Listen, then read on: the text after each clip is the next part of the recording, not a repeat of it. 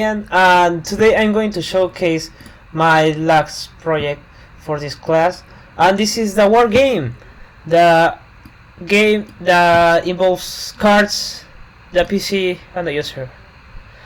So in this game, the user and the PC will play this game.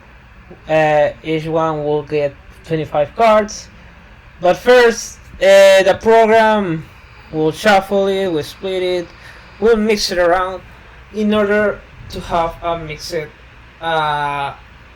deck of cards for each player, in this case the user and the PC.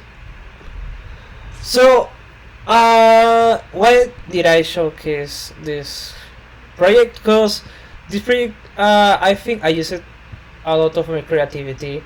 Also, I think this one is very engaging to me because it's very attractive, because it has like all these visual arts that I got from this page. So I'm stating here that this ASCII code, ASCII cards, ASCII arts that are here are not mine, because I don't know how to I'm not an artist, more briefly.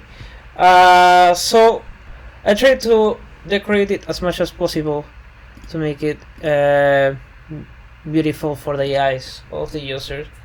So if we run the game, the menu will display one. So the user can choose from 1 to 5.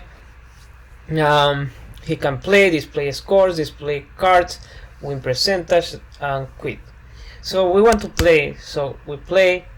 Let's see, we have to expand it. So with me and my partner, we try to make it as visually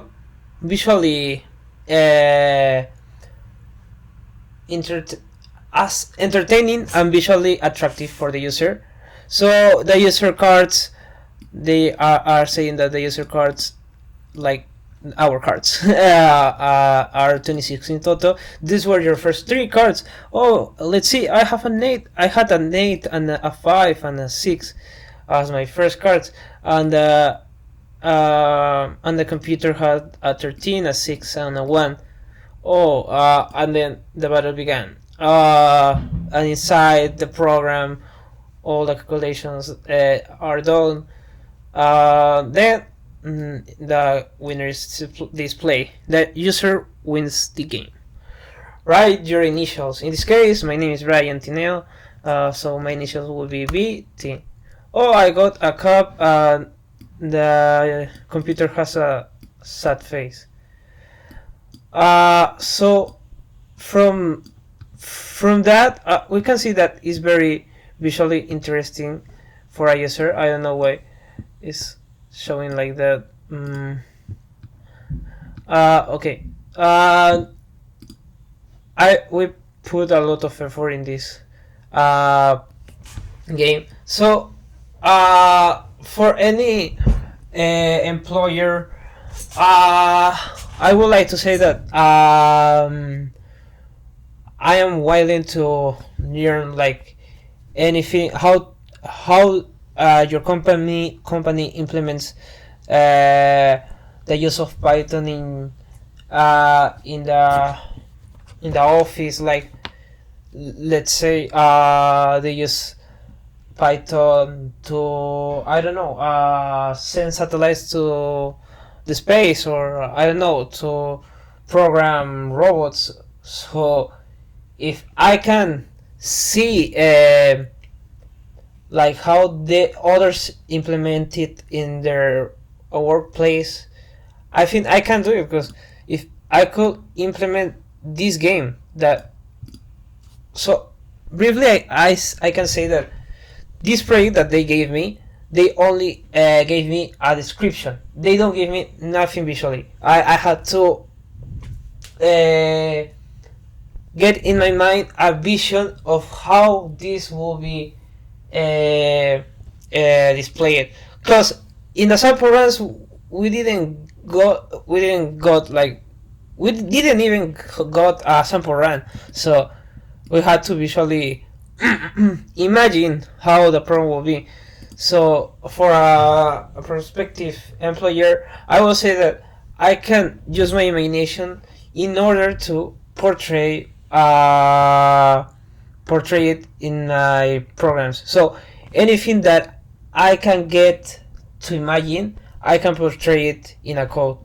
I can that's all I can say, because so if I can imagine, I can portray it in as a code. So for any prospective employer, I will say that I am very active person. I like to learn new things. Also, if we don't count my other experience in other languages, I can say that in Python, I'm I'm not very good, but I know I can portray my imagination into a program. I have experience doing games with other languages, but since uh, this is just using the programming language of Python, I think that I have a kind of vision how programs are made, how they should work, all the procedures.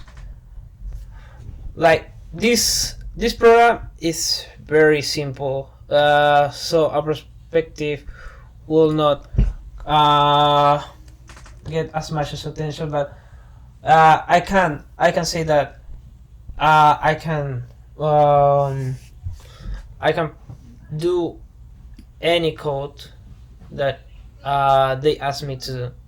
I just need to imagine the code, the program that they want me to do, and I'll just do it, just like I did with this program. Uh huh.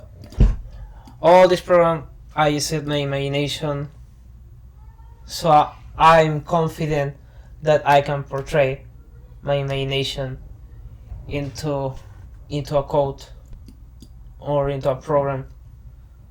So that's all I can say.